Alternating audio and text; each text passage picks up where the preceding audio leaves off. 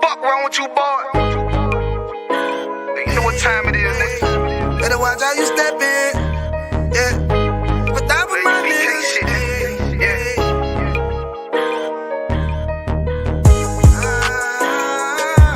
I'm in you. Got my nigga Rewan with me. But that was my niggas, it'll be an honor. You know what I'm saying? Under commanding General Yana.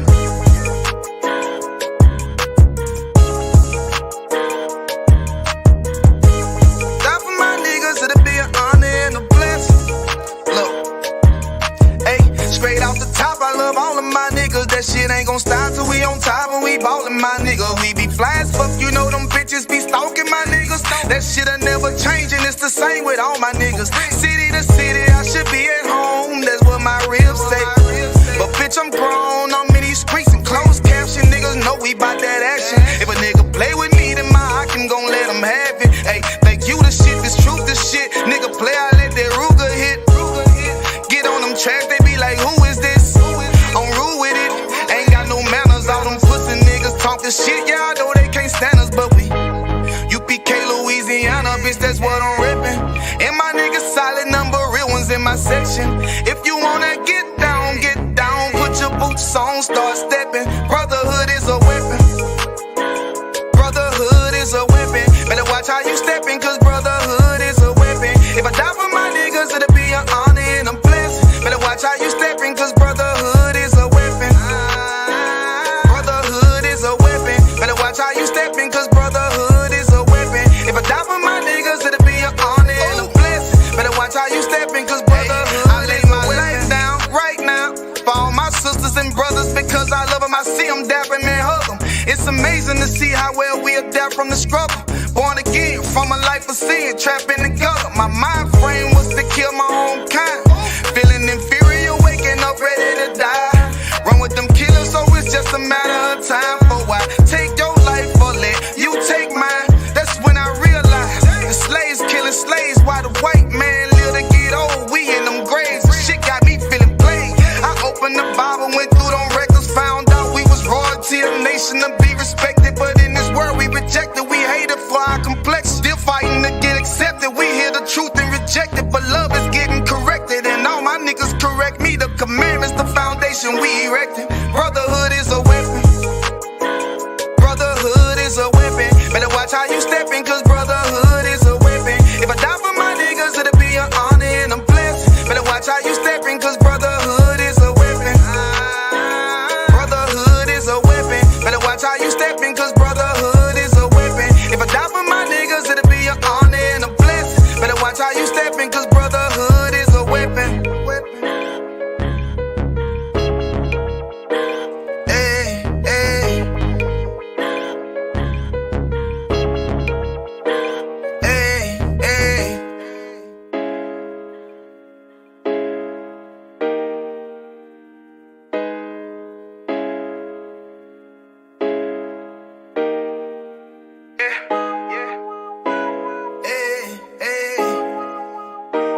Fuck wrong with you, boy?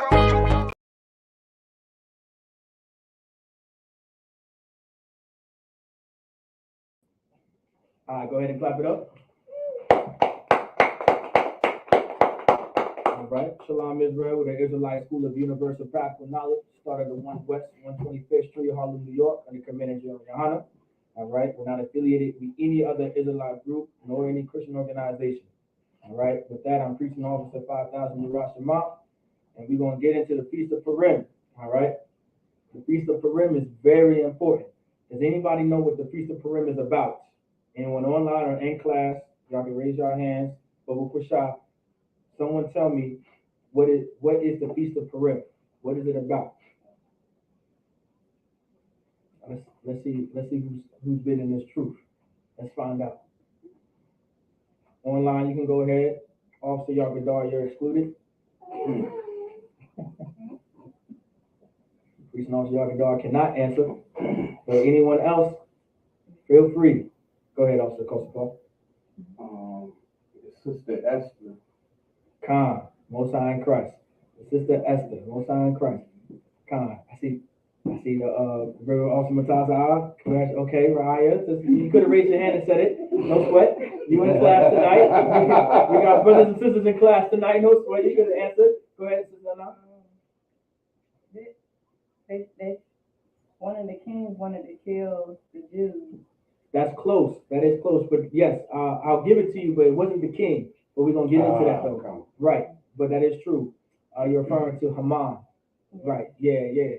All right, Haman. Does anybody know what ethnicity or race Haman was? Someone go in the Bible and look up that precept of what Haman is. Also, Yakadar, you can answer that. Go ahead and give me the precept of what ethnicity or race Haman was. And anyone in class, if y'all know, y'all let me know. Go ahead. Y'all feel free. Persian? He wasn't Persian. La'ah. But this was during the Persian and Mede Empire. If you can, also we're gonna get into the topic too as well. Also Mataza, if you may, give me Esther 2:17. All right. This is about Feast of Purim, the sister Esther. What she did was absolutely powerful for the nation of Israel. And this is why we have this memorial service, right, in her honor. Because of how great she was, all right, and the things that she did for the nation of Israel, that some sisters and some brothers don't even know today, because our oppressor took us from our heritage and took us further away from our heritage and culture and the customs that the Lord passed down to us. Go ahead. So you got it? Come on, sir. Go ahead. Read. This is Esther chapter 2, verse 17. Mm-hmm. And the king loved Esther above all the women. Now the king, this is King Artaxerxes or King Ahasuerus. All right? Artaxerxes. Has anybody ever watched the movie 300? Anyone familiar with the movie of 300? Come. Allow me to explain. Artaxerxes, he's like a relative, and I believe down the line of Xerxes. All right, so that king that you've seen, the Persian king that you've seen in 300, that's his family line. That's a part of his family tree. So Artaxerxes, he comes from that. The Bible is an actual history book, all right? It's a record of a certain nation or race of people. We know this, right? And this is where you're going to find our customs and culture right here. All right, a lot of people love to say, oh, the Bible's not real. The Bible is just a made-up story. Well, I don't know. I don't think they've actually, of course, we all know they haven't even opened up the Bible. The ones who say, oh, the Bible is made up, it's just a bunch of stories and it's good ways to live by, mind you, the ones who say it, they don't even live by it. They say, oh, these are good words to live by, but you don't even live by the words that you're saying they're good words to live by. And then they have the audacity to say that this is just a collection of stories and it's made up. No sweat. Well, when we open up the Bible, because we actually read the Bible, there's actual historic figures in here. Alexander the Great, Xerxes, give me another, Caesar, Julius Caesar, Pharaoh. You know what I'm saying? There's actual people who existed. All right. And so it says, and the king loved Esther above all. It says above all the women. All right. Now, if you don't know Esther was a so-called Black, Hispanic, or Native American woman. All right. She comes from the 12 tribes of Israel. Anyone take a look at that board behind you. All right. Those are the 12 tribes of Israel. All right. Find your tribe where you come from. All right. And that's who you are. So if you are so-called Black, Hispanic, or Native American, you are God's chosen people. Now, to go back to Esther, that's who she was. Now, we all know Black, Hispanic, and Native American women are extremely beautiful. Woo-wee. I love me some Black, Hispanic, and Native American women. Can't get enough of them, and I never will. Now, I don't know about y'all. Now, the Christians, I don't think they even like women nowadays. Nowadays, Christians don't even like women. They like Salakia. Yeah, out here being power bottoms. Power tops and swallowed. Right, have you ever been swallowed up? That's the Christian church for you. I don't know, man. I don't know TD Jakes. I don't know. I don't think I want to find out either. All right, but Black, Hispanic, and Native American women are extremely beautiful. All right, and this is who Esther was. She was a very beautiful woman, and the king saw that. All right. If you look at the Black, Hispanic, and Native American sisters today, you'll see why. I don't blame them. All right. I don't blame them for choosing Esther. All right. Go ahead. Come. And she obtained grace and favor in his sight more than all the virgins. More than what? More than all the virgins. More than what? More than all the virgins. Can someone tell me what a virgin is? All right. What is a virgin? Go ahead, Officer Cole. A woman of marriageable age. Give the brother a hand. All right. Give the brother a hand. Of marriageable age. That's what a virgin is. I understand the Christian church may have taught you that a virgin is someone who hasn't had relations. All right. Someone who hasn't had sex. All right. That song from Salt and Pepper back in the day. That was a big hit. All right. You know what I'm saying? That's what that is. All right. That's not what it is. The Christian church lied to you. I apologize if I'm breaking some hearts out here. All right. But you can still be a virgin even though you are married to a man. It just means a woman of marriageable age or just a young woman. That's all that is. All right. Just a woman of marriageable age or a young woman. It has nothing to do if you have relations or not. All right. Everybody understand that? Okay. So when the Bible talks about Mary being a virgin, it's not that she didn't have relations with Joseph. It was the fact that she was just a young woman of marriageable age. All right. So understanding that the definition of what a virgin is imperative to know what the Bible is talking about. The best book you can get right here is the Zondervan Compact Bible Dictionary. All right. Buy this book. It has a lot of information in there and it has the definition of words that you may not understand in the Bible. Because when you open up the Bible, you're not going to understand everything. I promise you're not. You know what I'm saying? I still look at scripture sometimes and be like, I don't know what that is, you know. Okay. And the best thing you can do coming into the school is wiping Christianity all the way out. You know what I'm saying? You want to erase Christianity out of your mind, all right? For some of you brothers out there, I know y'all may have heard of Hebrew Academy, but it's going to get the little bit of Christianity out of you. I promise you it will. And I will make sure it does. Make sure you guys are there. You understand? Okay. Just get the little whatever. Let's continue. Read the scripture. I like it. All right. So that he set the royal crown upon her head. Now this was the royal crown because she was just so beautiful and so amazing. She was the best. You understand? She was the cream of the crop when it came to Black, Hispanics, and Native American sisters. All right. He was just infatuated with Esther. Go ahead. And made her queen instead of Vashti. And made her what? Her queen instead of Vashti. Salaki, if you can, y'all may not know who Vashti is. Go to the first chapter. Let's get that. Let's get the whole situation of why he did what he did, and then we're gonna come back. So hold that. Also, Pastor Paul, get it in it's in Esther chapter 1, and find it. If you find it first, sometimes I'll just give him the scripture. It's somewhere in Esther chapter 1. Might be in like 17, somewhere near there. And I'll let me know.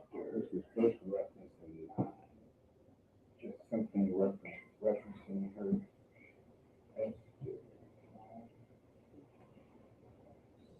Also reference. Absolutely. All right. Because we need to know this information. This information is essential. All right. Now, once again, this is a memorial for the sister Esther, right? Now I know some of y'all out there, y'all say the UPK don't give a damn about women, and you say we hate women back here. Well, that ain't the truth. Whatever you heard, that ain't true. We love women back here. All right. We love all Black, Hispanic, and Native American women back here. And the Lord loves women so much, right, that there's even a day about it, sister, because of the actions and the contributions that she gave for the children of Israel. And I want y'all sisters to pay attention to what she did because it's absolutely amazing. You got that scripture for me? Talking about Queen Vashti? It's starting and her name first appears in chapter 1, verse 9. All right, let's start from there. We can start from there. The book of Esther, chapter 1, verse 9. Mm-hmm. Also, Vashti, the queen made a feast for the women in the royal house, which belonged to King Xerxes. Queen Vashti, all right, it's right there plain and day. She made a feast for all the women that are in the palace. All right, go ahead. Verse 10. On the seventh day, when the heart of the king was merry with wine. Now, the king was merry with wine. You know, we all get happy and glad when we drinking and having a good time. So he was having a good time. He was nice, relaxed. He took the edge off, whatever the case may be. Go ahead. He commanded Mehum, Bigtha, Harbona, Bigtha, and Abagtha, Zitha, and Carcass, Mm-hmm. the seven chamberlains that served in the presence of Xerxes, the king. Right. Verse 11. To bring Vashti, the queen, before the king with the crown royal. Now, these were the chamberlains, meaning these are the ones who, a chamberlain is someone who's under the king who does the work for the king. He's like his advisors and things like that. That's what a chamberlain is. And they were ordered to get the Queen Vashti. All right, go ahead. To show the people and the princes her beauty. Because she was also a beautiful woman. All right, she was a beautiful woman. She had some beauty on her, and he wanted to show her off because that's what heathens do. All right, they like to show their women off. You know what I'm saying? All right, we don't show our women off. All right, you know, our sisters are just there, and sometimes just them being there is a show off. That's just what it is. That's just how it's going to happen. We don't show our sisters off out here. Here's the thing. As a brother, you don't really want to show your sister off. You want to show your red bulb as if she's like, you know, some piece of meat on the auction block. You really don't want to do that. All right. If you have any wisdom, all right, or if you have any brains or smarts, you don't want to show your wife off because now what you're doing is you're giving the opportunity to other brothers to look on your woman in a way that you would not want them to look at her as. And of course, you know, what do they call it? They call it a flex. That's what it is. It's like, okay, you got the baddest girl, the baddest woman. Mind you, she's damn near naked. That's the only reason why she's bad. She don't got nothing on. Any woman's bad with no clothes on, I guess. All right. So I mean, whatever. Okay. So you know, I guess you know, who is it gonna look? Who is it gonna want to taste or whatever? So now you showing her off, and then you know she's getting all this attention, and now you get upset when she's getting all this attention. She's getting all these views on Facebook and Instagram, and getting all these DMs. And you know, you talking about this is my girl. Look how big her tail is, and all this type of stuff. You wish you had this. Well, there's a brother that's going to get it. You saying you wish you had this. There's a brother that's going to get it. And then guess what happens? He gets it. There's a brother that gets it. And now you so upset at the woman or at your woman because she done, you know, what they call it, cheating. You know, I hate that word. Oh my God, I hate that word. It's blasphemous. That word is blasphemous to me. But, you know, she cheated on you. And so now you're hurt, you're upset. And I'm like, brother, this was bound to happen. You was out there flexing. Well, this is what flexing gets you. You know, that's what flexing gets you. So if you're a wise brother out there, or, you know, if you don't know this information, I wouldn't do it. Don't show off your woman and try to flex. It's not worth it. Right? Unless you love men having sex with your woman. I mean, if that's what you want, then, you know, then flex away. All right? Flex away. But, you know, not also your ass. So, like it. Go ahead, continue reading that. For she was fair to look on. And she was fair to look upon. She was beautiful. Go ahead. Verse 12. But the queen Vashti refused to come at the king's commandment by his chamberlain. Now, she refused to go. She said, I'm not going. You know what I'm saying? She said no to this man, to the king, to her husband. Okay, well, that's on her. Let's find out. Go ahead. Therefore was the king very wroth. Go ahead. And his anger burned in him. Naturally, any man is going to get upset. Now, this is another nation or race of people, all right, or another ethnicity. But any man is going to be upset when his woman doesn't listen to him. That's normal. That's natural. All right. So he's upset. He's burning with rage. Like, how dare you not listen to me when I requested you? Go ahead. Verse 13. Then the king said to the wise men, which knew the time. Go ahead. For so was the king's manner toward all that knew law and judgment. So now I said, then the king said to the wise men, which knew the times, because these men, they're wise, meaning they knew the times. They knew, when I mean knew the times, not like, oh, it's 12 o'clock, 13 o'clock. They knew the times, meaning they knew what's going on. They're very wise. They know information that not everyone else knows, all right? They know certain things. They know how the king is. They know how the people are. They know what comes of this. They know a lot. Go ahead. Lucky, would there be another example of the Bible talking in slang, as in you know what time it Exactly. You know what? Exactly. Give the brother a hand. Remember, the Bible is black. All right. When we say we know what time it is, we ain't talking about it's 8 o'clock. All right. Usually, when we say you know what time it is, it gives me several things. Actually, several. You know what I'm saying? I can't go through them all. I mean, the most common one, because I used to be violent. You know what time it is. That means it's time to get down. That's what I knew. Go down. Yeah, it's about to go down. You know what time it is. Let's get it. You know what I'm saying? But go ahead, Al. Verse 14. And the next unto him was Karshina, Shethar, Admathar, Tarshish, Meres, Marcina, and Memucan, the 7 princes of Persia and Media. Now remember, this is taking place during the Persian and Medes Empire. All right, like I said, remember Xerxes and the 300, like that was the Persian and Medes Empire. If you go into history, the Persian and Medes actually existed, and they were a very strong empire during a certain time, during the BC times, of course. And the so-called Persian and Medes, these are your so-called East Indians today. That's the Persian and Medes, all right? So that's why when you looked at, when you watch the movie 300, Xerxes, he kind of looks like a East Indian. That's because that's who the Persians were, all right? Our oppressor will put a bunch of history in front of your face and you're not going to realize it, all right? It's up to you to do some studying and some research to realize what he's trying to tell you. All right, go ahead. Which saw the king's face, and which set the first in the kingdom. Go ahead. Verse 15. What shall we do unto the queen Vashti according to law? So now, of course, according to their law, it's not talking about, God's laws, statutes, commandments. It's talking about the law of Persia, all right, the Persian and Medes. They're asking, okay, this is, what should we do about this? Because this is something serious, right? They know the king. They know what time it is. They know what's going on. They've seen the king's face. They see how angry and mad he is. He's infuriated. What are we going to do? Go ahead. Because she have not performed the commandment of the king Ahasuerus by the chamberlains. All right, Ahasuerus is also Artaxerxes. All right, that's who that is. All right, same person. All right, and now of course she didn't obey the king.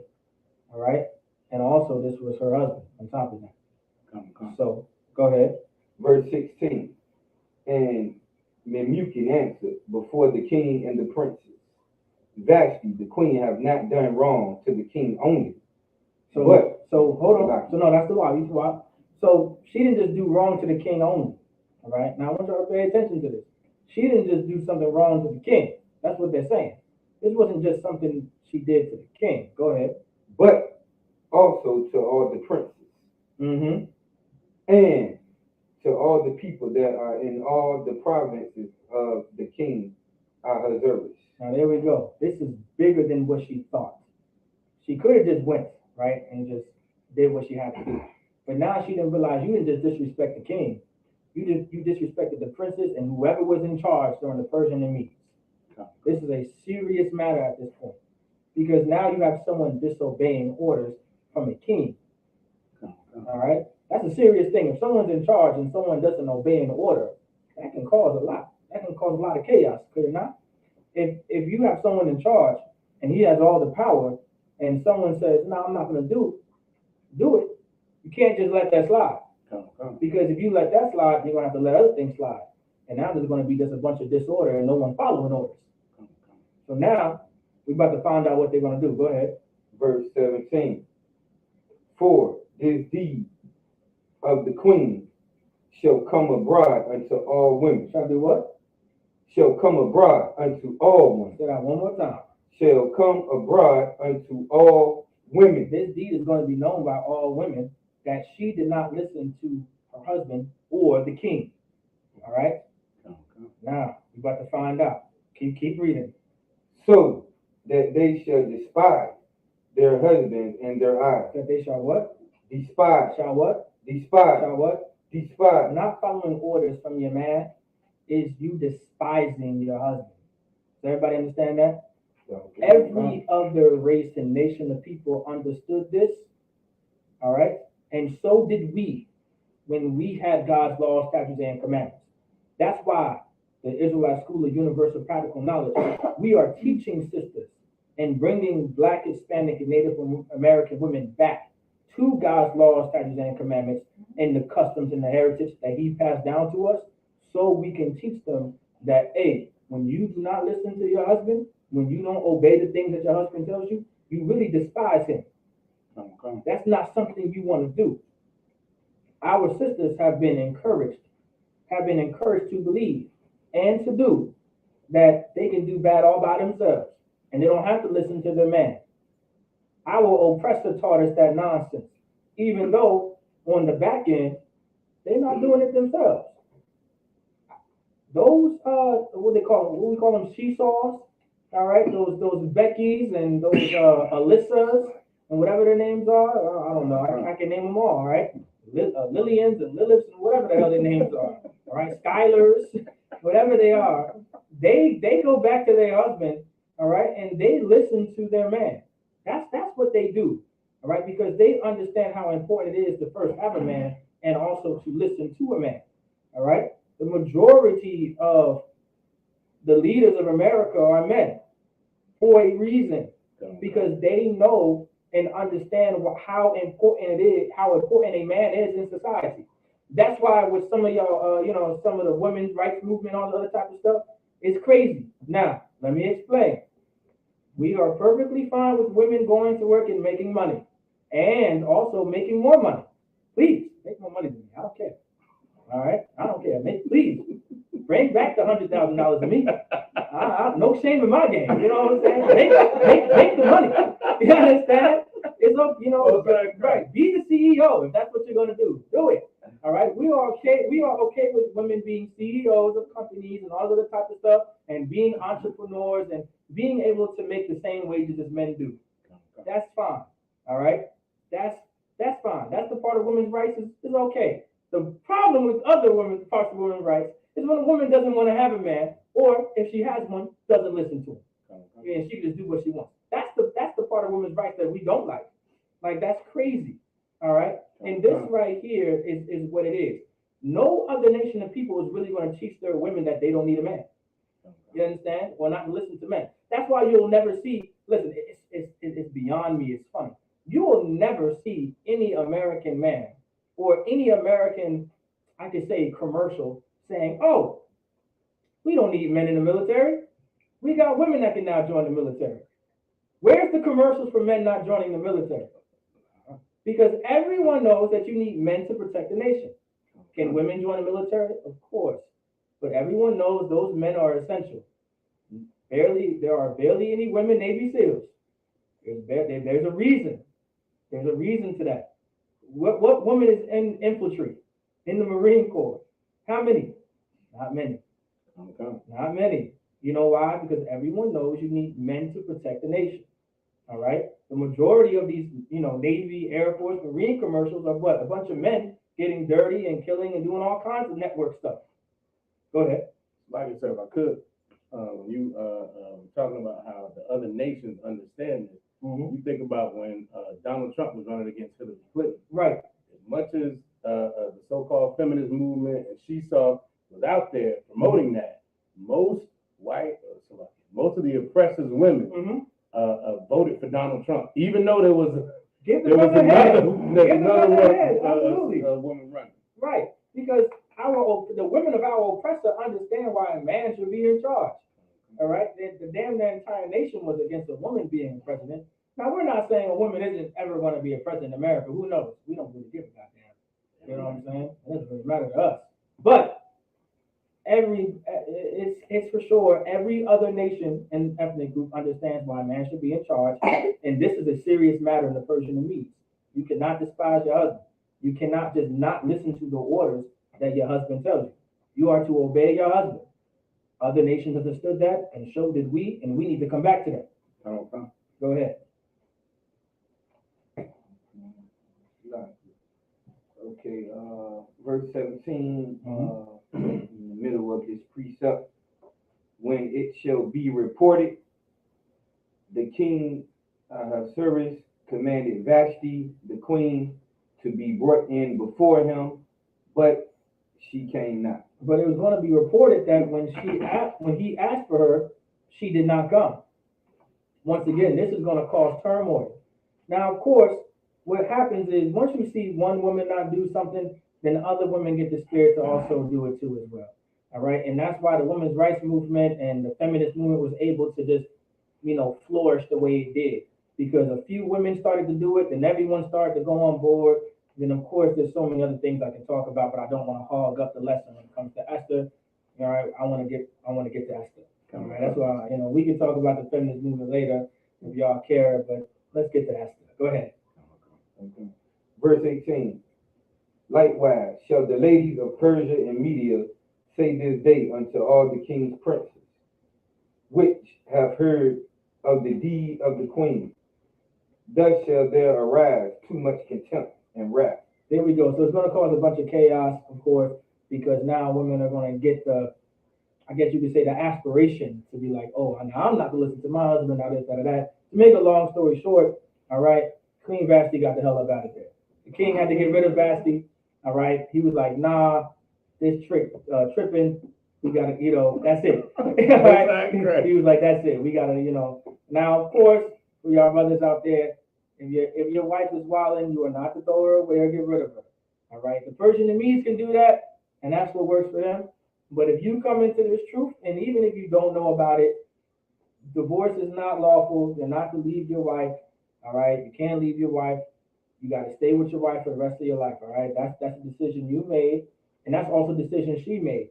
And she has to also make the decision to never leave you, all right? She opened up her legs to you, that, everything, I can take up the time, all right? I can go into that too as well. But we're going to talk about Esther. Let's go back to Esther, you know what I'm saying? All right, let's talk about Esther. Before you wash your mouth goes on a rant about women's rights. Come on, verse 18, sir. Somewhere. Just give me no, somewhere. So this is Esther chapter 2, verse 18. Then the king made a great feast unto all his princes and his servants. Because Esther didn't say no. All right, that's why. He's making a great feast. She's wonderful. She's great. Because Esther didn't say no. She knew how to obey someone who she's underneath. All right? Go ahead. Even Esther's feast. Esther said what? Even Esther's feast. Now, Esther had a feast because of how beautiful and great and wonderful she was. The king made a feast about her. Now, when it says Esther's feast, this is not referring to Purim. All right? Just know this isn't referring to Purim.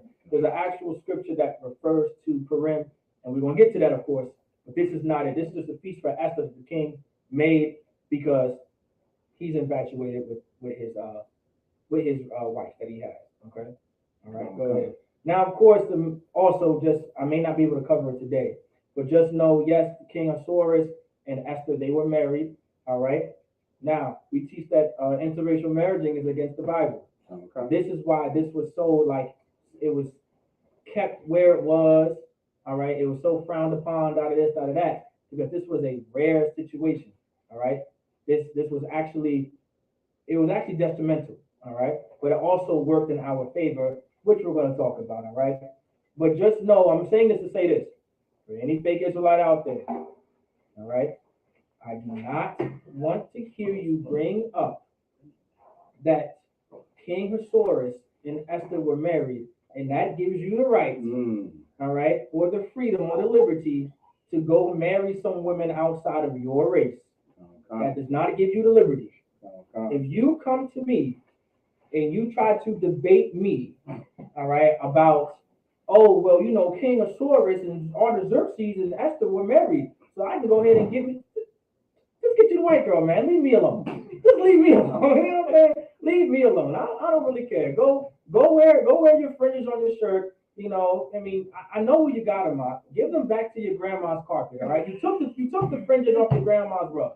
All right. Or what was that joint? What's that joint called on the diner table that grandma had? You know, the little French the tassel. Give it back to grandma. All right, give it back to grandma. All right. It's not, you know, enjoy your white women if that's what you want, but leave me alone. Don't. I don't know, man. I don't know. God damn it. All right. Go ahead. Who's this? Who is that guy that started stealing from the company? You are. Oh, who the hell is Blacksmith? I'll block him later. Good night. Whatever. Keep going. Okay, please. And he made a release to the provinces and gave gifts according to the state of the king. Now, this is just their celebration. That's what's going on. Go ahead. Verse 19. And when the virgins were gathered together the second time, go ahead. Then Mordecai sat in the king's gate. Now, does anybody know who Mordecai is? I'm kind of skipping in different parts because I want to be able to go over certain sections so you guys get the breakdown of Esther. Reason why, make sure you guys are taking your notes. There's a reason why I want to make sure who's Mordecai? Who's Mordecai? Does anyone know who Mordecai is? Go ahead, sis. Go ahead. I know he was an Israelite. You damn right. You're right. I can't say you're wrong. Give the sister a hand. Can you give me some more scotch bubble for shot? All right. So now, yeah, and that is yes, that's exactly it. He was an Israelite. Now, in particular, Mordecai was the uncle of Esther. All right. Mordecai was the wife. All right. Mordecai was the uncle, all right, of Esther, and he was not just in the Persian and Medes captivity, but he was also in the Babylonian captivity as well. He served two captivities, all right? He served in the Babylonian captivity and the Persian Medes captivity. I may actually hit that scripture later. I may or may not. It depends if it pops up. All right?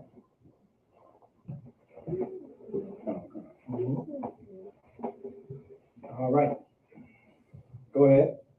Verse 20. Esther had not yet showed her kindred nor her people. Go ahead. As Mordecai had charged her. Now, all of these things that's going on, Mordecai, right? Because Esther followed orders. Something that sisters need to learn today is learn how to follow orders from a man. All right. No thanks to Christianity, our oppressors, why our sisters do not listen to men. All right. A lot of our sisters believe because of Christianity, they don't have to listen to a man. No man rules over me and all this other type of stuff. I'm literally praying to the Most High that I stay on topic and not go into these women's scriptures. All right. But we get it. All right. Continue. For Esther did the commandment of Mordecai. The Lord wants me to pull it out. The Lord wants me to pull the damn scripture. That's what it is. That's just what it is. I can't fight the will of God, can I? Give me Genesis chapter 3 verse 16. Give me Genesis chapter 3 verse 16. It's important to follow orders from a man of your sister, all right? And there's a lot of things that the Lord puts in place so you can realize why you are to listen to a man. And the only reason why Esther was able to do the things that she did because she had such a great father who was Mordecai. Mordecai was like a father unto Esther. All right, that was her uncle, but he raised her.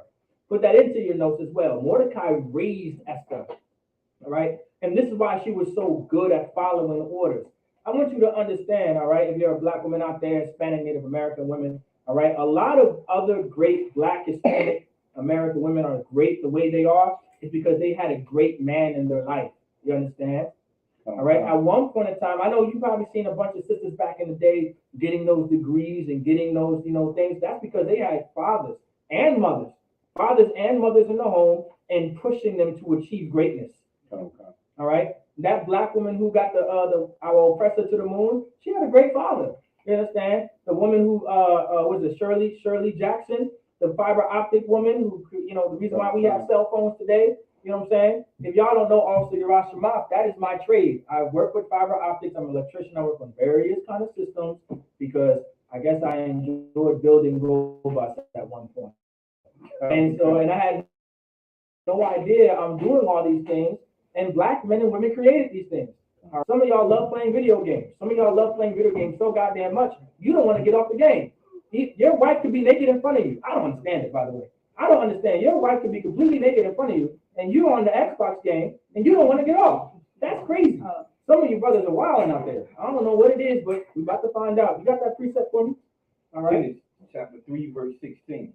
Go ahead. Unto the woman, he said, Now here we go. I tried Akim, Salaki. I really did. I tried, but I guess I had to pull it. The Lord said so much about commanding this, commanding that, follow orders, all this other stuff, so I had to pull it. It said what again? unto the woman. Now the Lord is talking to the woman at this point. Go ahead. Now this is the Adam and Eve, all right, and now he's talking to Eve and explaining things to Eve. Go ahead. Now put chapter 3, verse 16. Unto the woman. Now put this into your notes too, so you guys understand this as well, because this is a good precept. Go ahead. Genesis chapter 3, verse 16. Unto the woman, he said, I will greatly multiply thy sorrow and thy conception. Now he said he will greatly multiply thy sorrow. All right, what is sorrow? You understand what does it mean? I'll greatly multiply thy sorrow. Say that one more time, Mark. Repeat it from the top. Genesis chapter 3, verse 16. Mhm. Unto the woman, he said, I will greatly multiply thy sorrow. Go ahead. And thy conception. He said, I will greatly. He said, I will greatly. You understand? I will greatly multiply thy sorrow and thy conception. It says, and thy conception. So when it says sorrow, someone give me what does sorrow mean? Anybody? Go ahead. Officer Mataz Al-Karam. So like I said, this is from the Merriam-Webster. It says deep distress, sadness, or regret, especially for the loss of someone or something loved. Now let me explain something to y'all sisters. Y'all wondering why y'all so goddamn emotional. Well, here's why. Here's why. Sometimes sisters are so emotional at times they just start crying out of nowhere. I remember I've dealt with sisters like that. You know what I'm saying? I'm like, oh wow, what's going on? You know what I'm saying? Like, this happened out of nowhere. What's going on? You know? And the sister's like, I don't know. I'm like, well, I don't know. You know? I found the truth and now I know. I know. I greatly multiply thy sorrow. That's what the Lord said. You understand? It said, in what? After sorrow. And thy conception. And thy conception. You understand? Now, everyone knows. Does everybody know what conception is? Officer Carson Point, tell me what conception is. The conception of a child. Exactly. All right. And then he's going to explain it. Continue reading. In sorrow thou shalt bring forth children. Now, in sorrow thou shalt bring forth children. Now, I've seen what sisters go through on that table. I'll be in sorrow too. You know what I'm saying? Listen, let me tell you something. And it's such a beautiful thing when sisters be on that table. They are so much in pain. As a man, you look at it, you in pain. You know what I'm saying? That's how great the pain is. She crying, you crying. Only you just do it. You know what I'm saying? It's such a beautiful thing. And, you know, if you have the opportunity, definitely go and be there, all right, for your woman. You know what I'm saying? That's a beautiful sight that you can see, all right? Go ahead. And thy desire shall be to thy husband. And it said what? Thy desire shall be to thy husband. Now, can someone tell me why is the Lord saying this? Anybody, someone tell me. It's not a trick question, y'all. I'm just, you know, y'all can give me your answers. But why is the Lord saying, and thy desire, right, shall be to thy husband? Y'all getting crickets. Y'all don't know? What's going on? Go ahead. What does that mean? Y'all, go ahead. Why is the Lord saying that? Like just right here or the. It can be the grand scheme of things. That's fine. Okay, come. Go ahead. When you know the fact that Eve was deceived by the serpent. And how she was brought sin into the world. Now your desire has to be to your husband. Exactly. To basically be under his leadership. Right. Give the brother a hand. That's absolutely correct. Like, this is why the Lord is saying these things, all right? Because it's imperative. Now, let me give y'all some more, all right? And I want, this is for the sisters, all right? Every time you give birth, let that be a reminder. The Lord is trying to remind you why it's important for you to listen to your husband, that your entire desire should be unto your husband. That's the reason why you're in sorrow in childbirth. The Lord wants you to remember the fact that You had to have relations with a man to get here. You didn't get here by yourself. I understand today in our oppressive society, you can take a syringe and boom, now you're pregnant. That's not, yeah, whatever. All right. Let's talk about how you really get pregnant and how you really have children. The Lord is reminding you every time you are giving up your life as a woman when you're on that table. You can die at any moment. The Lord wants you to remember that feeling. So when you finally hold that child, you understand that you are willing to sacrifice your life for that child. That's the responsibility as a mother. You need to have that responsibility forever, for the rest of your life. Children never get old. I pray you understand. All right. Go ahead. Continue reading. And he shall rule over thee. And he shall rule over thee. So every time you're on that table and you give birth, just remember, I'm going through this because a man did this. And he is to rule over me. And my desire is to be to him. Just as a sister, just remember that. And this is why Esther was able to listen to Mordecai, because she was raised to understand something like this. She was able to understand, hey, that's a man. All right. I need to respect him. All right. I need to listen to him. I need to obey him. Does everybody understand? Am I making sense? All right. Yeah, we don't got no women's rights movements in here. Are you sure? You're not going to start rebelling. All right. No sweat. All right. Go ahead. All right. Go ahead. Go ahead and go back to Esther. Go for sure. Come on, sir. This is Esther, second chapter of Esther, verse 20, the latter part. Or would you like me to start from the top? You can start from the top. Come on. Esther had not yet showed her kindred nor her people, as Mordecai had charged her. Because this was an order. Go ahead. For Esther did the commandment of Mordecai. Because she knows how to follow orders. She understands how important a man is to society. All right? Because a man is important. All right? I know some of us were taught that a man isn't important, but a man is extremely important to society. All right? Now, does that mean women are not important? God forbid. Women are extremely important. All right? Women are the majority of any species. All right? But you need men. All right? What is you know what? I'm gonna try to record it. Let's get to Esther. Go ahead. Go ahead and just finish out 17. We are at verse 20. Oh, we are at verse 20. I'm sorry, so I can finish out 20. Come on. Like as when she was brought up with him. Like as when she was brought up with him. So once again, this is also proof that Mordecai, it also says, I believe, in Esther 1, in chapter 1. But here's another precept that lets you know that he raised her. All right? That's the reason why she did it. Like as when she was brought up with him. All right? This is how he raised her. This is how he trained her up. All right? The Bible talks about training up a child. All right? Now, for some of y'all disbelievers out here, I know some of y'all just, I don't know what it is. I don't know how, I don't get it. Parents believe that when they raise their kids, their kids are going to grow up to not listen to them. It's like one day when your kid turns a certain age, they're not going to hold on to what you teach them. So what's the point of teaching them and training them? Has anyone heard that before? Has anyone ever heard those kind of conversations where children, you have? So like I said, I've heard people say, well, they're going to do what they're going to do anyway. Right, exactly. Yeah, that's what I'm talking about. Y'all heard that before where, they're going to do what they want anyway? Well, that's crazy. Because by them doing, I guess anything that they're going to do anyway, that's exactly how you train them.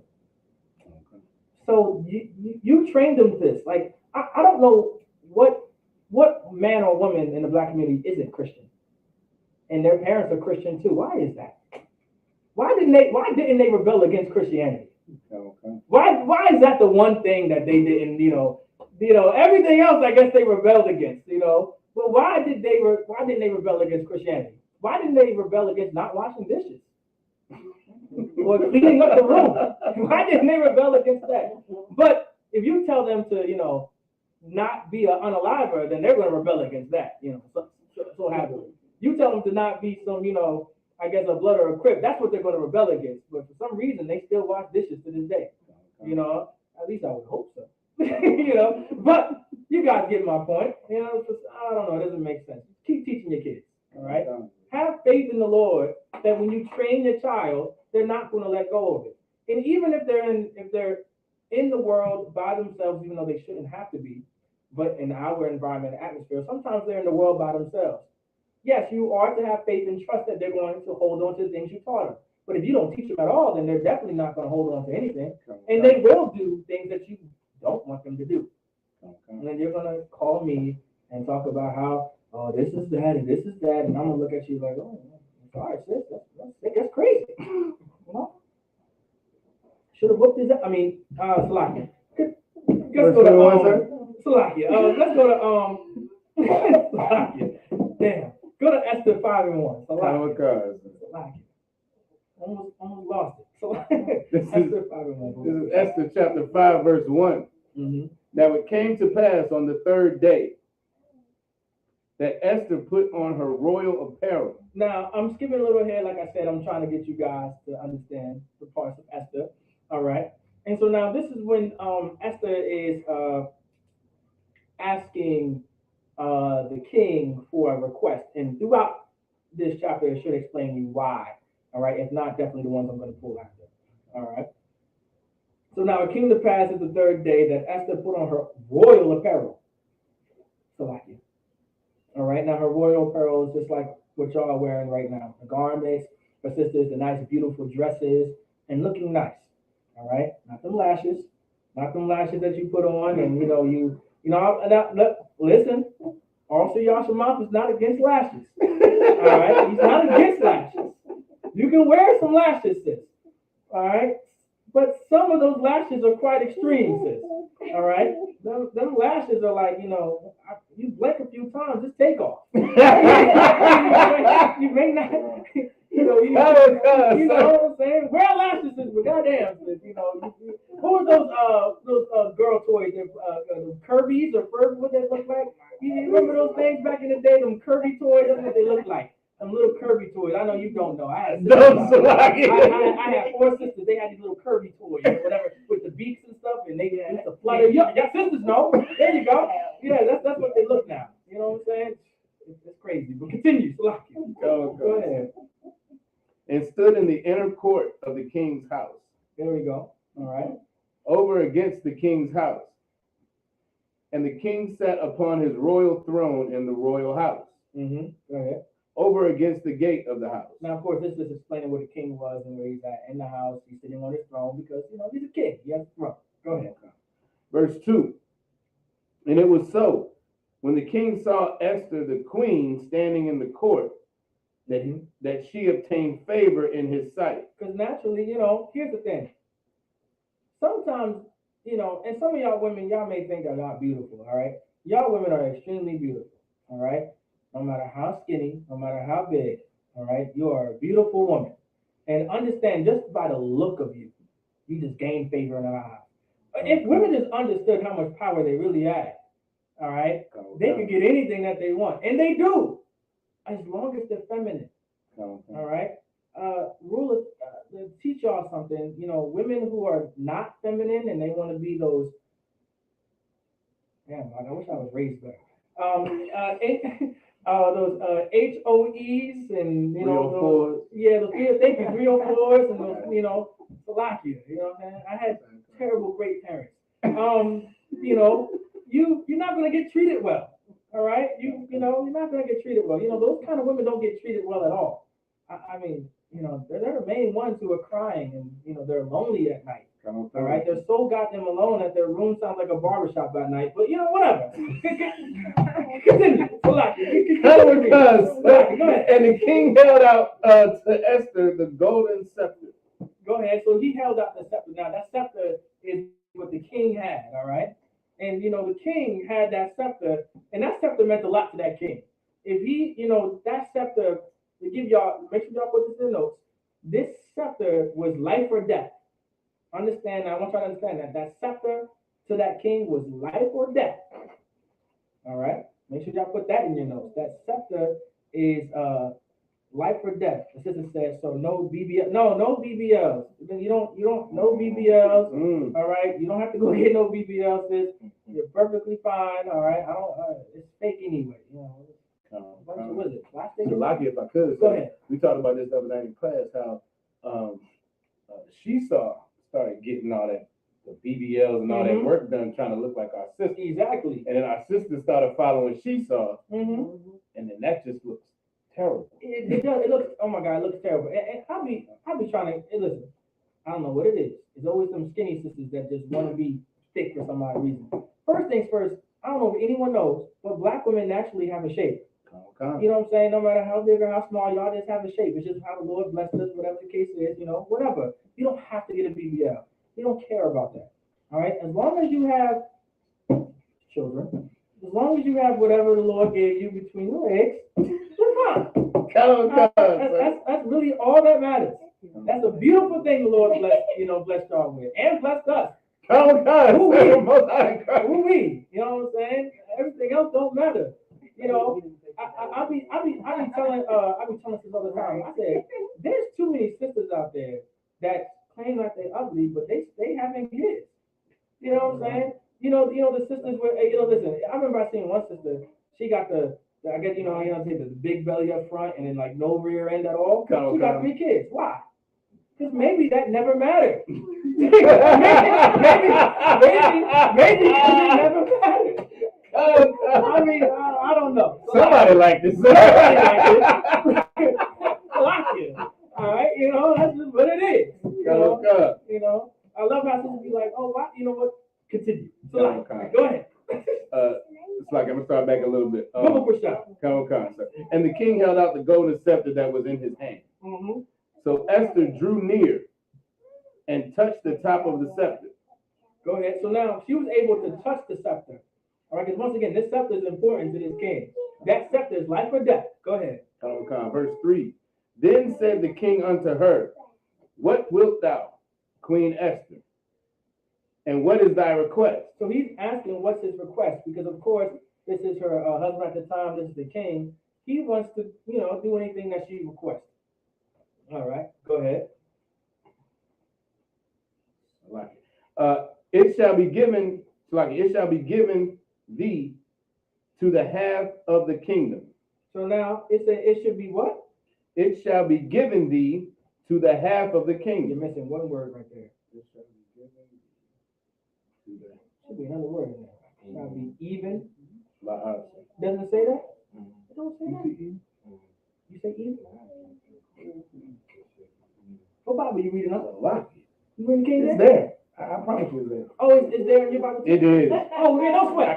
I kept skipping over it. You said repeatedly. You didn't want to say even. I was convinced I was right. No sweat. It's like you said if I could. No sweat. Come on, go ahead. It shall be even given thee God. to the half of the kingdom. Both sides. So even given. So now this thing is, even puts emphasis on that given to the kingdom. All right. That's just what it is. All right. Go ahead. That's how powerful this was. This is how powerful this request was going to be. Go ahead. Verse 4.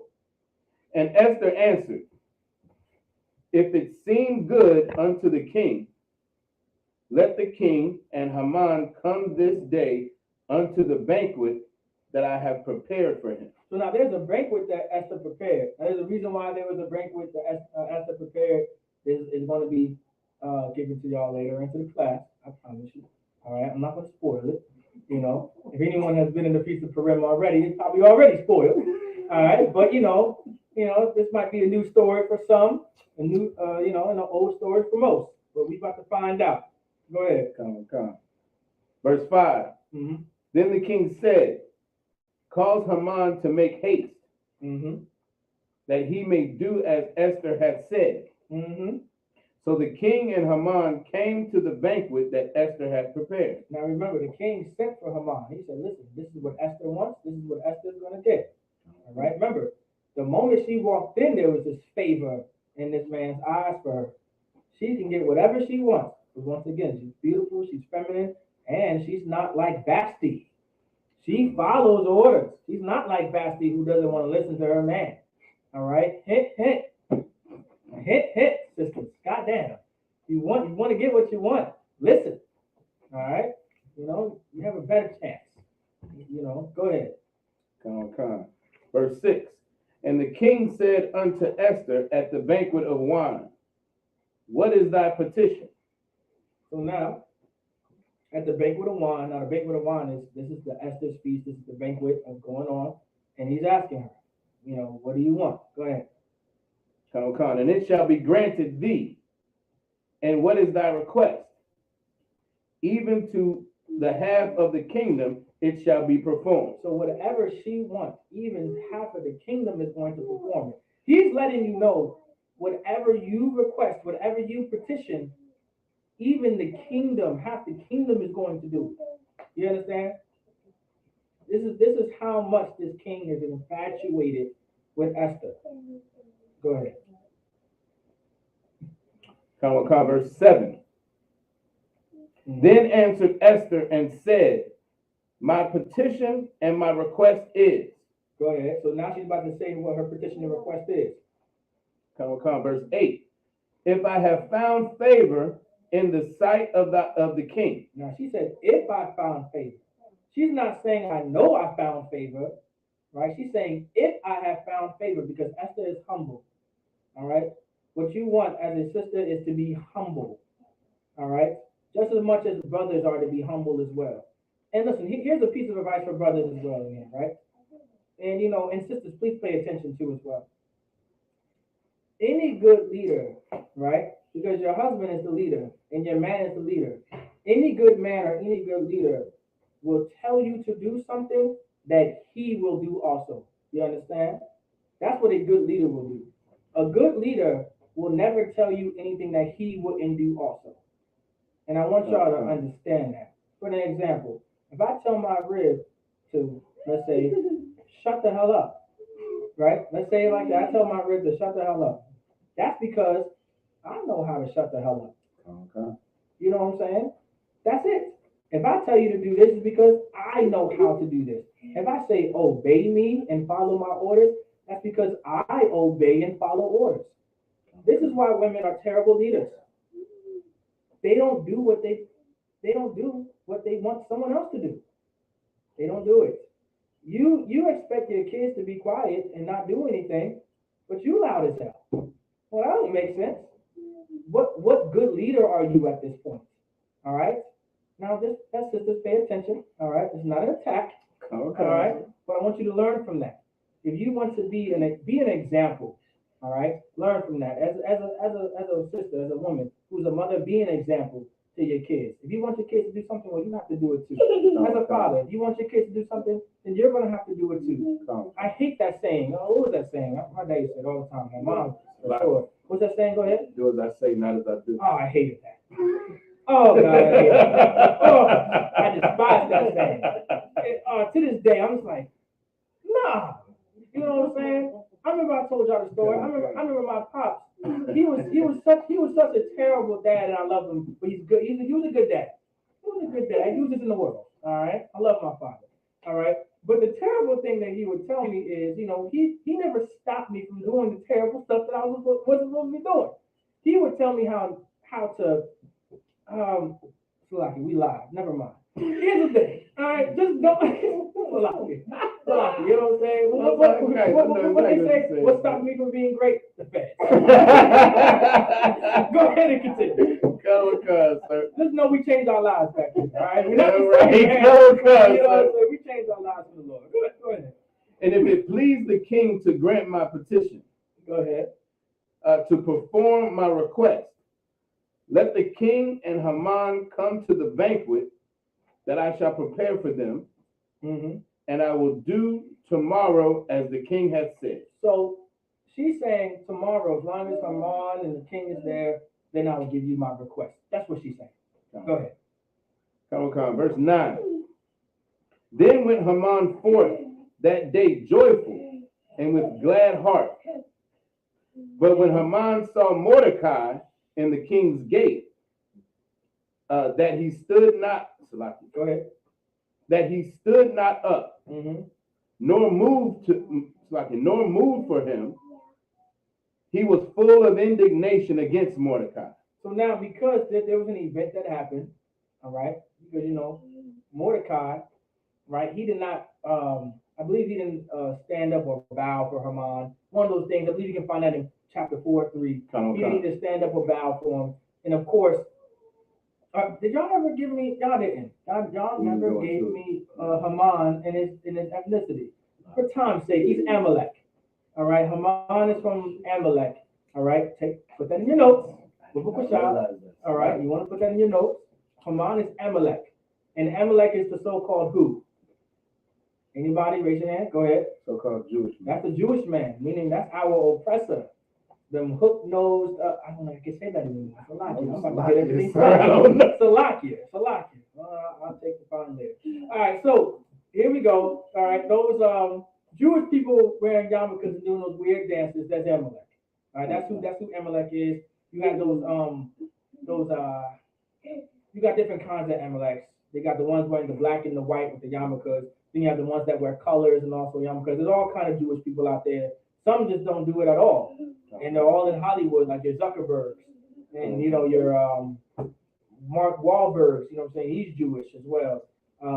There's other Jewish people out there. You'll know when you see them. All right, by their names. They got some German last names, but that's who. Like I put yeah, right. You want to be specific. Amalek, and he's the so-called Jewish man. All right, and now what is so important? Why is it important? What's the history between Amalek and the Israelites? Anybody know? For time's sake, I can give it to y'all, but y'all want to give it a shot? Sister, no? They claim to be Jews. Well, that is a problem today. That is true. Back then, Amalek was not trying to claim to be Jewish, to be a Jew, but that is true. Today, that is a problem. Anybody else? But that is true. Repeat the question. The question is, what's the history behind Amalek and the Israelites?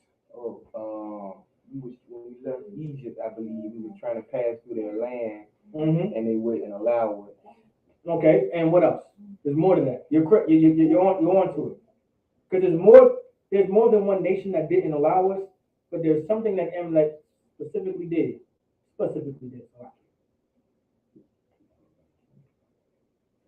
Anybody? Does anybody recall? So I give, what time is it? 8:26. I should be. I may have to give it to y'all for time's sake so I can get through the rest of the lesson. Y'all want to give it? I need to give it to y'all. All right, no sweat. All right, Amalek attacked us from behind, and they killed the elderly and the children and things like that. All right. And that was the most terrible thing, all right? And of course, the Lord was against it, all right? And and the Lord was so against it, he even ordered King Saul to destroy all the Amalek. All right, exactly. Now it came to y'all memory. Now remember, that's when King Saul did not destroy everything up, right? Which is how he lost the most. Right, by not following orders like Basti. There we go. And King Saul, he had a demon on him, and he was like, I did what you did, but I brought women and children back with me and all that other type of stuff. And the Lord said, this is not what I ordered you to do. I ordered you to do everything else. All right. You lost your Yagadah hand. That's true. That's correct. So, yeah, they attacked the Israelites from behind, our people way back when. And the Lord was against it. King Saul was supposed to destroy them all, and he did not. And that's why Amalek exists today. And why he's buying up everything. Like there's a reason why Amalek should be destroyed. Even I can say Hitler, right? I can say Hitler. There's a reason why Hitler wanted to unalive all the Jewish people. Not saying that it's right. All right, I'm not. Well, he went about it the wrong way, but I understand.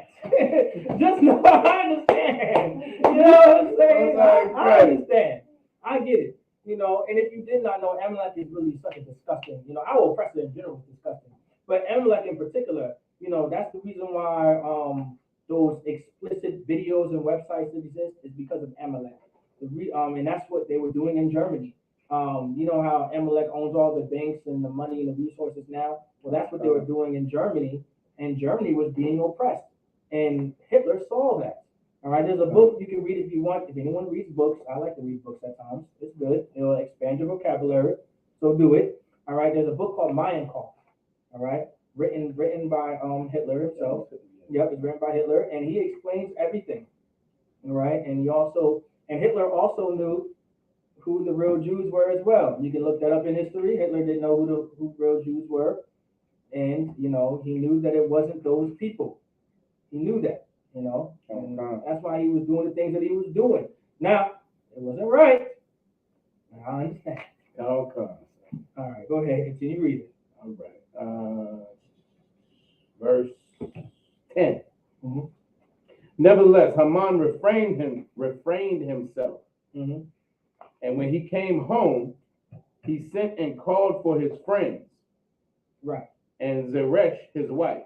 All right, so now, nevertheless, all right, Haman refrained himself, meaning he refrained himself from doing whatever he wanted to do at the time and moment, and just went back home, got his friends, and got his wife, and all the other type of stuff, all right? Because he was angry at Mordecai for not, because Mordecai did not, okay, there we go, I missed that point.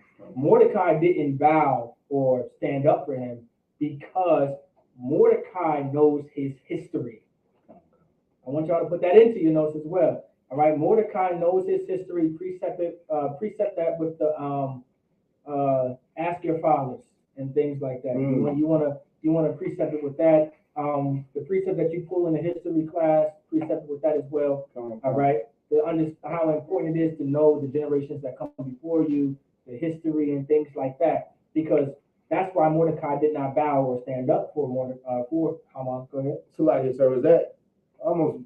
I'm relating it to what would happen nowadays. Like, okay. If I want to say a brother, but if somebody rolled up on you that you didn't respect or whatever, you just kind of wouldn't acknowledge it. It was okay. Is that kind of the same? Not okay. Put it this way.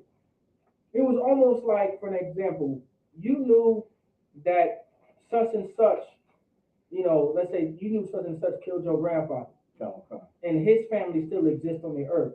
And let's say that I'm the Jones and they're the Jeffersons, and you knew the Jeffersons, killed the Jones.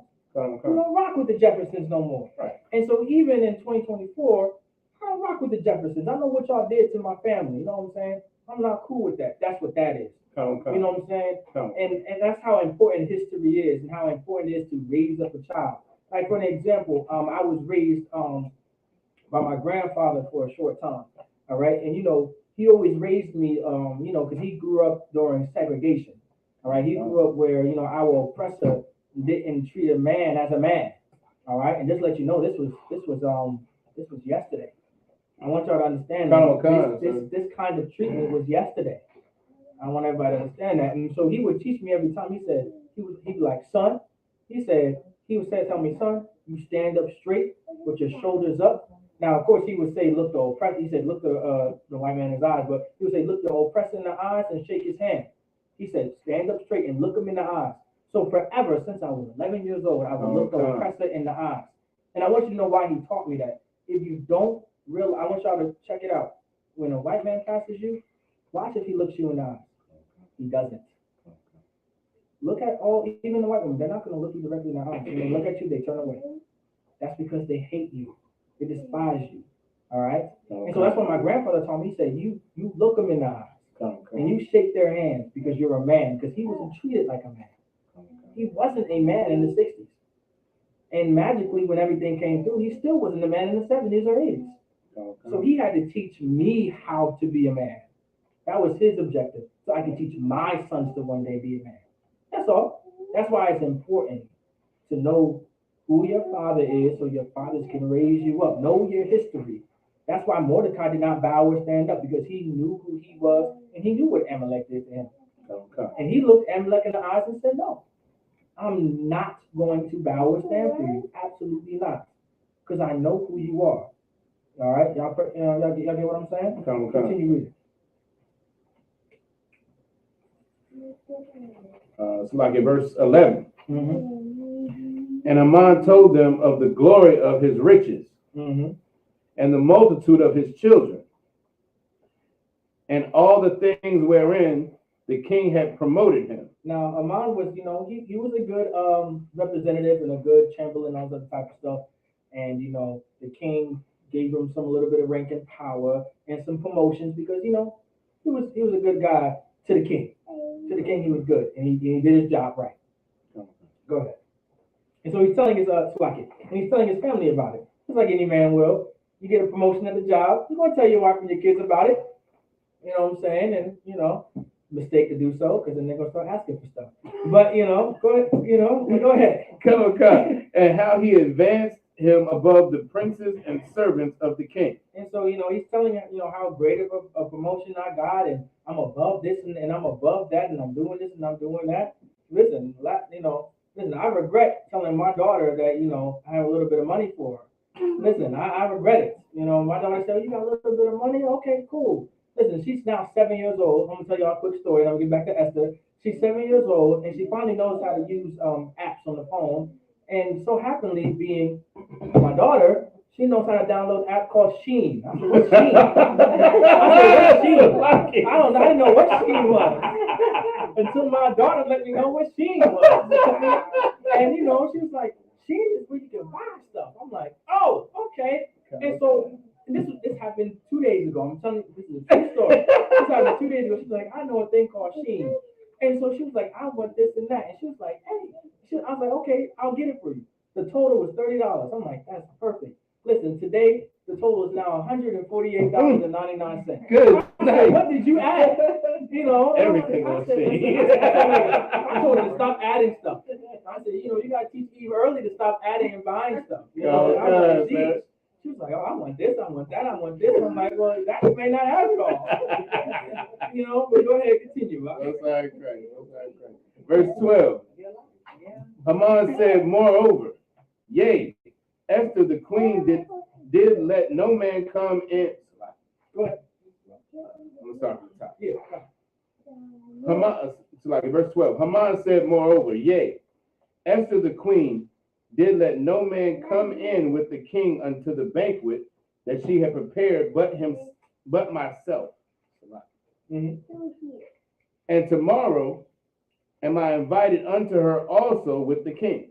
So now he's telling the story how he's invited and all that type of stuff. Giving the breakdown of what happened for today. Go ahead. Nobody else got invited but me and the king, and tomorrow it's just gonna be me and him. Well, not necessarily. So it's just so in this case, there is other people at the banquet, but for sure he's going to be there. Come. All right, so he's just going to be there, particularly because this is what Esther wanted for a reason. Come. But go ahead. But so what my point is, he's still bragging about it. Yeah, he's still bragging about it, right? Exactly. Come. Okay, Salakia. Yeah, he's still bragging about it. Come. Go ahead. Verse 13. Yet all this availeth me nothing. Right. So long as I see Mordecai the Jew sitting at the king's gate. Right. So now, of course, Haman he don't. Now, when it comes to Salakia, when it comes to Haman, he just wants Mordecai. It's like he has to have him. It's like he just wants him dead. He wants him unalive. He wants him gone. That's just what it is. All right. So he's like, like I said before, about when I talked about CeeLo, he can't sleep at night. You know what I'm saying? The sheets are running. You know what I'm saying? The same thing I have for CeeLo not being able to rap. And Salakia, y'all can, I understand. Right? I understand for y'all out there listening. Even though I say CeeLo can't rap, this is the same as much as Haman with Mordecai. He can't sleep at night until this brother gone. You know what I'm saying? It's like, I'm praying as much as Haman is praying that CeeLo don't rap again. All right? Salakia. We can talk about it later, but Salakia. Continue reading. Okay, sir. Salakia. Verse 13. Verse 14. Mm-hmm. Then said Zeresh his wife and all his friends unto him, let a gallows be made of 50 cubits high. So now this is a really high gallows, all right? 50 cubits. I believe a cubit is 30, if I'm not mistaken. If y'all can look that up, how much is a cubit? It could be more or less. It's like 18 inches. Is it? Okay, someone give me a yeah, go ahead and look up cubit for the brothers and sisters. I forgot what a cubit is. How much is a cubit? Sidebar for some of y'all young brothers and sisters in school. It's good to stay in school. All right? Cubit. This is in the Bible. Knowing how to do math is in the Bible. All right? Learn how to do your calculus and your pre-calc and your algebra, your geometry, your trigonometry. One day you'll get into Boolean algebra and all them good things. All right? strive to go to college. All right, get those aspirations. All right, college is important. Getting a degree is important. All right, but getting a degree isn't everything. But go to school. All right, why not? I don't see the point of not going to school. All right, how much is a cubit? Well, okay, so showing results of what is the measurement of a cubit. Mm-hmm. It may have originated in Egypt about 3000 BC. Okay. It thereafter became the ubiquitous in the ancient world. Okay. The cubit, generally taken as equal to 18 inches. There we go, the water. So 18 inches. So what you would do, right, to understand the scripture, is 50 times 18. You want to know what 50 times 18 is? All right. We got calculators in our pockets now. Teacher McWest, you said I wasn't going to have a calculator in my pocket. Well, here we are. Nice. No problem. Let me see, right about 12. That's about 75 feet. Mm-hmm. If I'm doing that math. 75 feet. So it's 900 inches. You divide that by 12. Right. To get your feet. So You see, we can do math back here. So stay in school. Once again. So how much feet was it? 75 feet.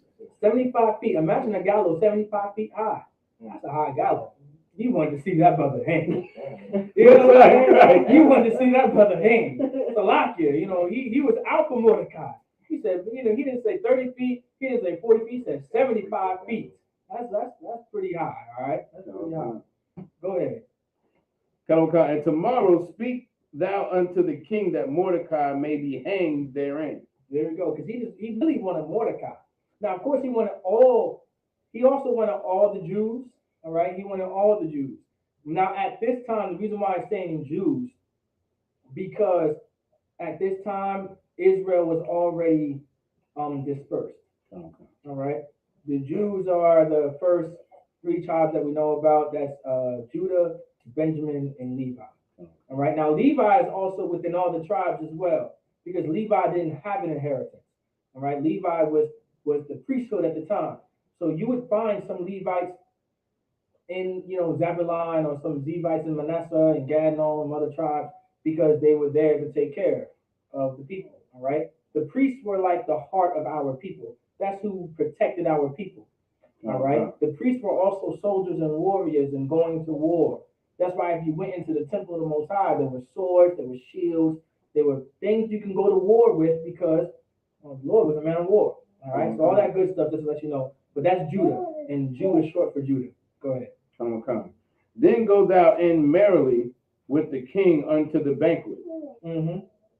And the king pleased Haman, and he caused the gallows to be made. So now he causes the gallows to be made. Now the gallows are being made, of course, for Mordecai to be hanged, because he just wants his brother to be hung. All right, because he didn't stand up or bow for him. That's how much disposition Haman had for Mordecai. All right, can't use that H word for too long. Come. I'm gonna take down the video. Give me Esther 7. We're gonna go to Esther 7 and 1. Come. All right. We're gonna get to the actual request to Esther for time's sake. Come. This is Esther chapter 7, verse 1. Mm-hmm. So the king and Haman came to banquet with Esther the queen. Now the banquet is at this time the banquet is fully going, and Haman and the king is there. Go ahead. Come, verse 2. And the king said again unto Esther on the second day at the banquet of wine, what is thy petition, Queen Esther? Mm-hmm. Go ahead. And it shall be granted thee. Go ahead. And what is thy request? And it shall be performed, even to the half of the kingdom. So now he's asking for this request because he really wants to do something for his sister. All right, because of course he's infatuated with her. That's his wife. Not this, not that. That's what he wants. So he's asking again. All right, because he wants to make sure, because this is about her. Okay. All right, at least this feast that he's talking, this is about her. Not that. He's gonna do it for her. Go ahead. Verse 3. Then Esther the queen answered and said. Also, just to let y'all know, sidebar, I gotta say it. All right, just because Esther's a queen doesn't make you guys queens. Okay, I mean, Are we clear? Most High Christ. Do I gotta break that down for the brothers and sisters I out mean, I there? don't know. I was like, it wasn't hurt. I may. All right, no sweat. All right, as a sister, I know y'all may have think y'all queens and y'all this and that, and that's another man's culture. All right, that's another man's culture. A queen actually means something. All right, a queen actually means a 304. All right, the city girl. All right, that's what a real queen is. You can look it up, the origination of queen and where it comes from. Just put in your Google bar. The old way of calling a woman a queen is this. That's what a queen was. All right, it's not something to be proud of. We don't have queens back here. We have princesses. All right, our women are just as much royalty as a queen would be, but she doesn't have the status of a queen because a queen is someone in charge. All right, our women were never in that kind of position or in charge like that. Like your Queens Elizabeth and things like that. That's our oppressive culture. You got queens and all of that. That's none of that. All right, go ahead. If I could, sir, it's so heavy because queens, to your point, are in charge of things. Princesses are taken care of by a man and protected and all those other kind of things. Give the brother a hand. Absolutely. All right. All right. And of course, in our customs, all right, you can. I guess you would have 9 or 10 queens. How can you have 10 or 9 queens? That's crazy. How can you have, whatever? No, that doesn't make any sense. You can have as many princesses as you want. All right, you can have it. And so help me God. I'm not going to talk about it. Yes, a man can have more than one wife. Leave me alone. All right, just leave me alone. Go ahead. Continue, Boo Boo. Come. If I have found favor in thy sight, O king, and if it please the king, let my life be given me at my petition. It said what? Let my life be given me at my petition. Now, of course, once again, she's making a request. Now, to go up to the king, all right, it talks about, there's another, you might have to go into the editions of Esther, but there's that scepter that he has in his hand. And that scepter means everything. It's life or death. So she's saying the things that she's saying because it could be life or death, what she's asking for and how she's approaching it. All right, go ahead.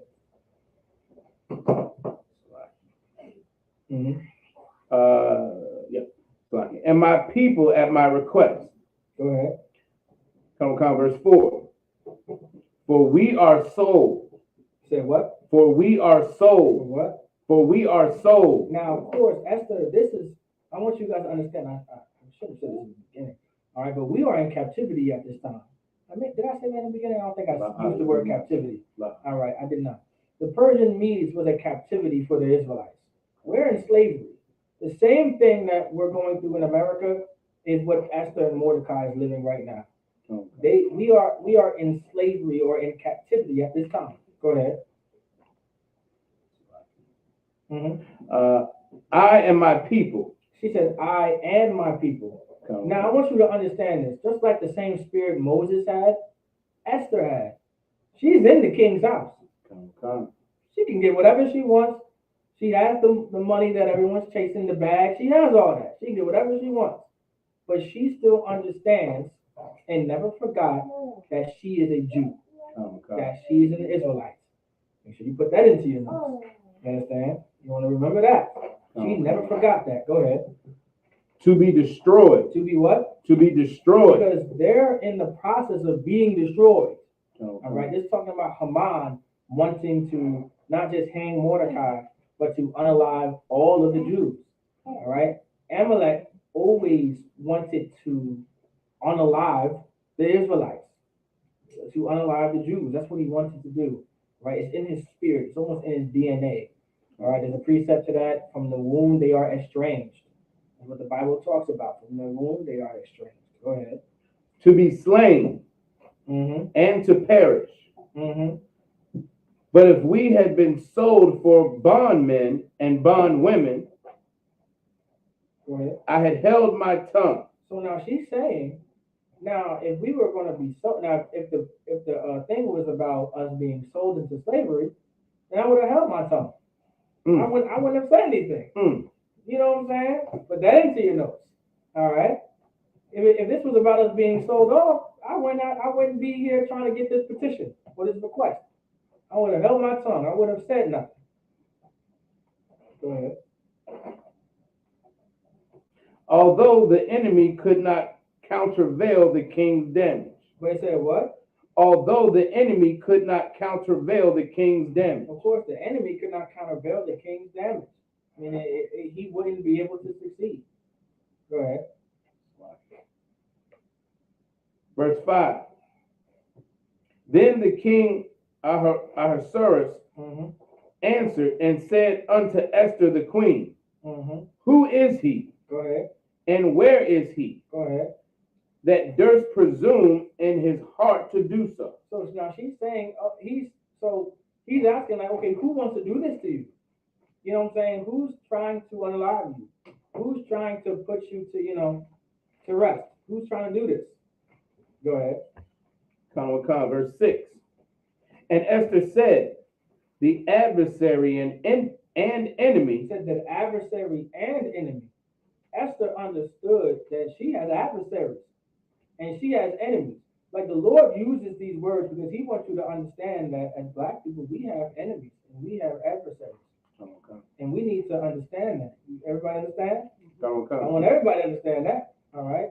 We don't got friends. I know you love Rebecca. You love Rebecca. You love how Rebecca is, and Rebecca brings that what's that damn potato salad with raisins in it. I guess you love Rebecca so much. All right, but she's your enemy. She's your adversary. Them Skylers, whatever they're, the Gunthers. All right, those are your adversaries, your enemies. All right, Donald, y'all get it. All right, go ahead. Lucky, the adversary and enemy is the wicked Haman. The what? The wicked Salaki, this wicked Haman. This wicked Haman. Haman. Haman was wicked. All right. That's because he's Amalek. He's our oppressor. All right. I want you to understand, our oppressor has been in every nation. From the beginning of time, our oppressor, all right, has been in Egypt. He's been in what's it called? He's been in Egypt. He's been in the Persian Medes. He's been in the Babylon. Of course, he ruled the Greeks and the Romans. Like he's existed for a very long time. All right. So you'll find the skeletons and all this other type of stuff of our oppressor being in Egypt and being in Rome and all this stuff. Actually, second thought, just a sidebar real quick. We may go over time tonight. Okay. We may. You know what I'm saying? I know y'all got to go to slavery tomorrow, right? I do too as well. I don't care. Right. All right. It's a lot. I'm gonna get y'all home though. It's a good book to get. It's called Crania Egyptica. It's a good book to get. This actually lets you know that this was our oppressor, and they were scientists. And there came a point in time where everyone was calling Black people African, and they were from Egypt. And so our oppressor did the research to really see if they were from Egypt or if we were from Africa. And so happenly, all right, that's not what they found. Now, some oppressors didn't know who we were, all right, and some oppressors didn't. Well, these are the ones who really didn't. They wanted to really finalize who we were. Come to find out, this book will let you know, once again, Crania Egyptica, you can look it up, all right, okay. And it lets you know that they found skeletons, right, and they studied the skeletal, right. Now, skeletons, that classifies as DNA, right? That's kind of DNA worthy. I think I went to school. You can't change skeletal, your skeleton. So that's a part of your DNA, your skeleton and your exoskeleton, all those type of stuff. That's a part of your DNA. All right. You're born with a certain skeleton, and there's different types of skeletons that you're born. All that good stuff. You can tell the difference between a male and a female through skeleton. Well, guess what? This book also lets you know that you can tell what kind of race you come from based on your skeleton, because this is science. Now I hate to use science, You know, but even though science is in the Bible, I hate to use science to prove my point, but for some of you conscious people, scientists did the study and it said that we were slaves in Egypt, actually. We were not the Egyptians, we were the slaves in Egypt. And who were recorded to be slaves in Egypt? Anybody? Go ahead. Israelites. Oh, go goddamn. Well, I guess the white man said we were Israelites. So why the hell are you keep saying that you're Egypt and you're Egyptian? Even the one you love so much and you bow down to them, unlike Mordecai, they're telling you you're an Israelite. But you turn around and say, Master, no, I'm not. I'm African. Master, I'm an Egyptian. You know what I'm saying? I'm Ufwe, whatever. And you know, I don't know. I don't know. I'm Yerushalayim. That's all I know. I'm not Ufwe, Ubatu, Maloku. I'm none of that. All right, I'm none of that. Go ahead, continue. Come on, sir. Then Haman was afraid before the king and the queen. Now, when all of this said, you know, Haman started to shake. You know what I'm saying? He's scared now. He's like, what's going on? You know what I'm saying? I'm wicked in the king's eyes. Now, because he understood how much power Esther had with the king. You know what I'm saying? He understood. He's like, this is coming from Esther. I might be in trouble. Go ahead. Come on, verse 7. And the king, arising from the banquet of wine in his wrath, went into the palace garden. Mm-hmm. And Haman stood up to make request for his life to Esther the queen. So listen, it said he went to who? Salaki. And Haman stood up to make request for his life to Esther. To who? To Esther. Did it say the king? To Esther. Did it say the king? To Esther. Well, goddamn. He said, Esther, please. He said, Esther, please. You know what I'm saying? You know, he tried to change his life the last minute. Like any good white man would. He said, Esther, please. You know, well, go ahead. Come. For he saw that there was evil determined against him by the king. He saw it. He saw the face of the king. He said, Haman did what to my what? Oh, you know, it's going down right now at the banquet. Go ahead. Come. Verse 8. Then the king returned out of the palace garden into the place of the banquet of wine. Mm-hmm. And Haman was fallen upon the bed whereon Esther was. Right? Go ahead. Then said the king, will he force the queen also Will he force the queen also before me in the house?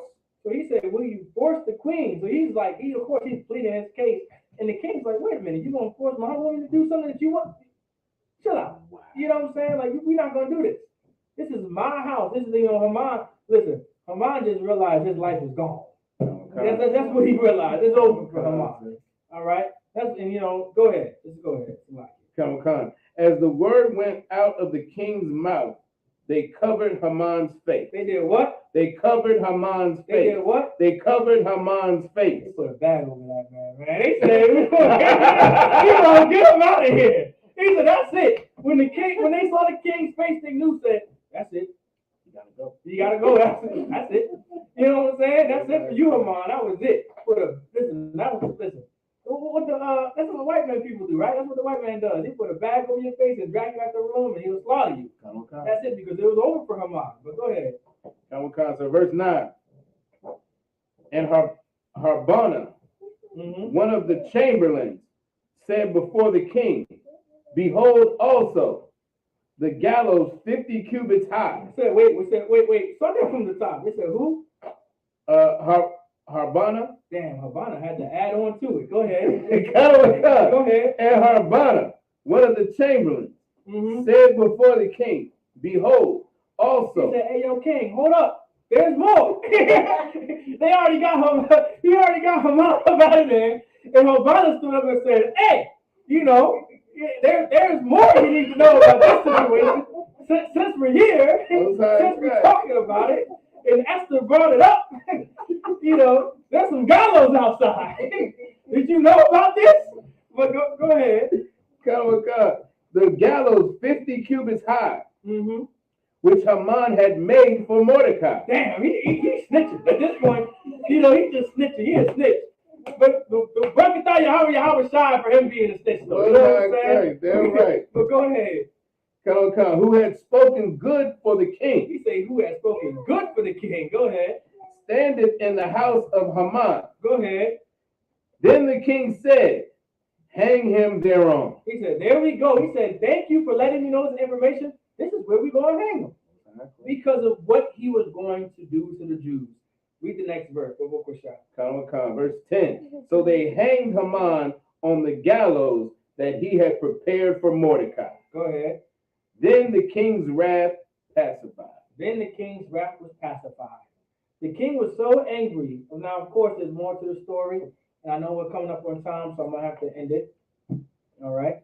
And so, but I'll give a lesson to the brothers so they know how to teach it. All right? They're going to finish the story. And they have at least the foundation of it, Most High in Christ, but the king made sure Mordecai was unalive, right? I mean, it's like the king made sure Haman was unalive because of Mordecai, all right, and because of Esther, and because what Haman was going to do to the Jews and to the Israelites, because it was a heinous thing that Haman was going to do. Just like how, Amalek always wanted to do this. I want you to understand that Amalek, the spirit of Amalek, the spirit of our oppressor, wants you unalive. They don't want you to exist. They don't want it. That's why they do the things that they do today. Well, guess what? When Christ returns, one day, there's not going to be an oppressor on the face of the earth. They're going to be a thing of the past. We're going to have a museum of Donald Trumps and George Washington, and we're going to walk around and say, hey, that was a funny guy, man. You know what I'm saying? But they all gone now. Remember they was picking out cotton 50 years ago. You know what I'm saying? They're gone. They not one exists. That's glorious. You understand? And by the way, I know some of y'all may not like it, but the earth would really be a better place if our oppressor did not rule it. You know what I'm saying? If blacks, Hispanics, and Native Indians would actually rule the earth, it would be such a better place. We wouldn't pollute the waters. We wouldn't try to go out of space for what? Space. All right. All we need is what we have here that God gave us. All right. We wouldn't be, like I said, polluting the air, polluting the waters. The life would just be a lot cleaner. We wouldn't be unaliving so much the way we are. There would be no drugs, no unaliving, no nothing. Life would really be great. And I tell our press all the time, the reason why you hate America so much is because your people are in charge. If you put an actual black man in charge and we rule the way we rule, you would be well off. But because of your arrogance and pride is why it will never happen. All right? We're chosen to rule. That's why we are the way we are. We're actually a forgiving people because that's who we are by nature. That's how God made us. That's how God conditioned us. That's why we forgive so goddamn much. All right? Now, of course, we've been conditioned just to forgive them and not our people. But we are very forgiving and nice people. We know what's right and what's wrong. We know, like, hey, I don't think we should be doing that. We shouldn't be in the hills with the mountain lions. I don't know why we should be in there. I think we, less deaths in the mountains if we just stay out the mountains. You know what I'm saying? We were in charge. No one would get in the mountains. We were like, that's off limits, man. That's off limits, man. We're going to have a certain point, like, why are you swimming all the way out there, man? The beach is fine. Why are you all the way out there? Well, hey, man.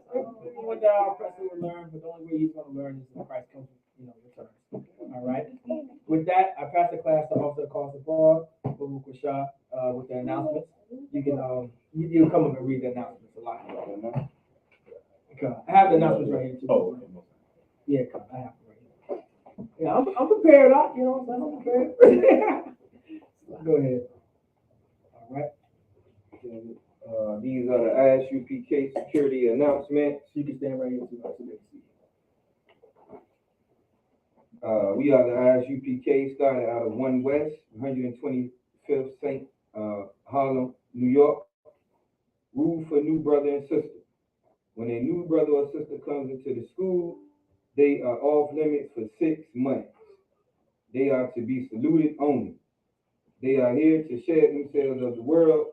If they need transportation, the teacher will arrange it. After 6 months, if a brother or sister has an interest in a particular person, he or she must get permission from the head to speak to a brother or a sister. There's another 6 months in which the brother and sister will court each other. After this 6-month period, the brother and sister will get permission from the head to marry. Tithe, which is a commandment, Numbers 18:21, Malachi 3:8-10, means 10 in the Hebrew, Ma'asherah, 10% of every penny of any increase the Lord gives you. Give to Treasury Department or teacher. Priest fund, free will offering for the priest, not mandatory, whichever amount you would like. Upcoming holy convocations. Will be the closing of the Feast of Purim tomorrow. Okay. Okay, now if anyone wants to be trooping in school, start wearing your all black boot, shirt, pants, headband, scarf. And I believe that concludes the security announcement. Wow. And then give a courtesy salute to the brothers. Okay. How about you? Of course, Amadi. You say Amadi? Madi. Understand. Just Shabbat. like the time so, yep. Madi Shabbat. Madi. Barak. Yahweh Shem Yahweh Yahweh Shem Yahweh.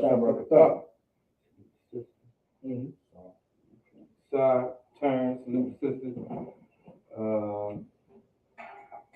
Yahweh Shema. Well, we gotta, yeah. Amadi. Well, sisters don't understand, but for us, Amadi Shabbat and Amadi, the same thing. Okay, right. Amadi Shabbat. Amadi. Barak. Yahweh Shema, Adam Ba'Shem Yahweh Shai. Yahweh Shema, Yahweh Shai.